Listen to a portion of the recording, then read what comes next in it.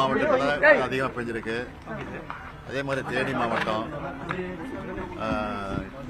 ராமநாதபுரம் மாவட்டம், நீலகிரி மாவட்டம், இது போன்ற, அதுவும் நீலகிரி மாவட்டம் எல்லா இடத்துலையும் இல்லை, கோத்தகிரி பகுதியில் மட்டும் பெஞ்சிருக்கு, அதிகம் பெஞ்சிருக்கு. தேனி, தென்காசி, ராமநாதபுரம், விருதுநகர் இங்கே தான் கொஞ்சம் அதிகமாக பெஞ்சிருக்கு.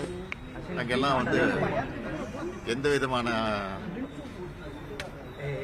அபாயமோ எந்த விதமான ரிஸ்கோ இது வரைக்கும் இது இல்லை, நல்லபடியாக போயிட்டு இருக்கு, ஒன்றும் பிரச்சனை இல்லை. 21, 22 தான் அதிகமாக மழை பெய்யும், புயல் வரக்கூடிய வாய்ப்பு இருக்குன்னு சொல்லியிருக்கிறாங்க. அதனால முன்னெச்சரிக்கை நடவடிக்கை எடுத்திருக்கிறோம். இதுவரையும் கேம்ப்ல தங்குறதோ